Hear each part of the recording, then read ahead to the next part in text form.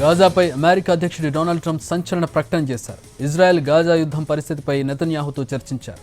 అనంతరం గాజాను స్వాధీనం చేసుకోవాలని భావిస్తున్నట్టు చెప్పుకొచ్చారు. దీంతో ట్రంప్ వ్యాఖ్యలు కొత్త చర్చకు దారితీశాయి. ఇప్పటికే ఇజ్రాయెల్ యుద్ధం ముగింపు దిశగా వెళ్లాలని సూచించారు.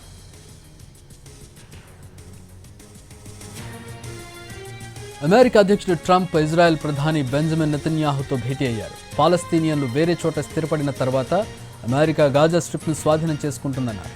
గాజాను అమెరికా అభివృద్ధి చేస్తుందని, సొంతం చేసుకుంటుందని చెప్పుకొచ్చారు. గాజాలో పరిస్థితులను పరిశీలిస్తున్నట్టు తెలిపారు.